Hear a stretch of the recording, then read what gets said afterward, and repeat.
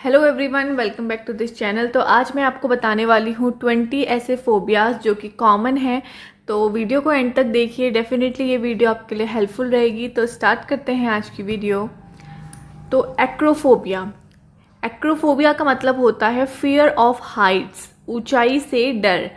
बहुत सारे ऐसे लोग होते हैं जिन्हें छत में जाने से या कोई भी ऊंची जगह पे जाने से घबराहट होने लगती है, चक्कर आने लगता है। तो हम उसे बोलते हैं फियर ऑफ हाइट्स, जिसे हम एक्रोफोबिया बोलते हैं। तो नेक्स्ट है क्लॉस्ट्रोफोबिया। इसका मतलब है फियर ऑफ क्लोज्ड स्पेसेस, बंद जगहों से डर। बहुत सारे ऐसे लोग होते हैं जिन्हें क्लोज्ड स्पेसेस में अगर वो जाते हैं तो उन्हें घबराहट होने लगती है, लाइक लिफ्ट हो गया या फिर और भी कोई क्लोज स्पेस जो होते हैं, तो उसे बोला जाता है क्लॉस्ट्रोफोबिया। नेक्स्ट है अरेक्नोफोबिया। ये होता है फियर ऑफ स्पाइडर्स, मकड़ियों से डर। बहुत सारे ऐसे लोग होते हैं जिन्हें मकड़ियों से डर लगता है, तो उस फोबिया को बोलते हैं arachnophobia. So the next word is ophidiophobia. ये फियर ऑफ स्नेक्स होता है, सांपों से डर। तो उस फोबिया को बोलते हैं ऑफिडियोफोबिया। फियर ऑफ स्नेक जिसे होता है उसे बोला जाता है ophidiophobia. So the next word is nyctophobia. ये फियर ऑफ डार्कनेस होता है, अंधेरे से डर।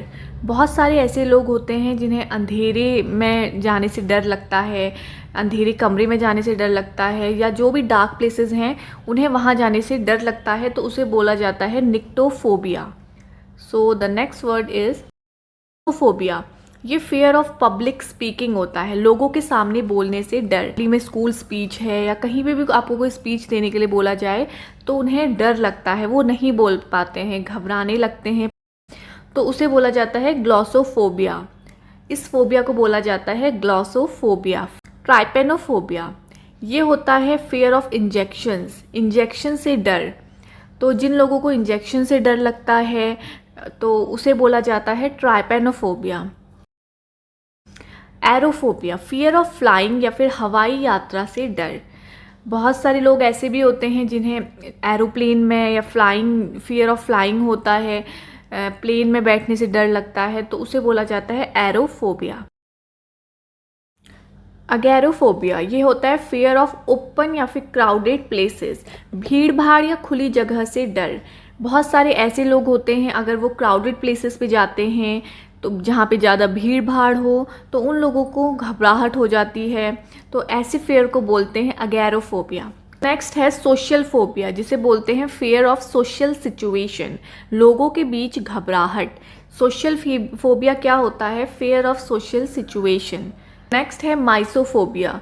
ये होता है फियर ऑफ जर्म्स, कीटाणुओं या गंदगी से डर, तो उसे बोलते हैं माइसोफोबिया, फियर ऑफ जर्म्स।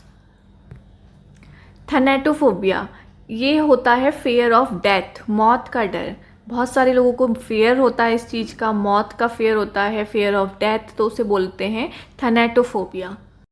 एटिकीफोबिया। ये होता है फियर ऑफ फेलियर, असफलता का डर।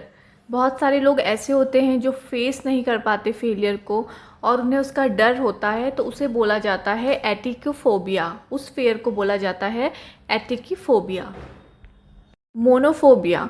मोनोफोबिया का मतलब है फियर ऑफ बीइंग अलोन, अकेलेपन का डर। बहुत सारे ऐसे लोग होते हैं जिन्हें अकेले रहने से डर लगता है, तो उसे बोला जाता है मोनोफोबिया। तो नेक्स्ट है साइनोफोबिया, जिसे बोला जाता है फियर ऑफ डॉग्स, कुत्तों से डर।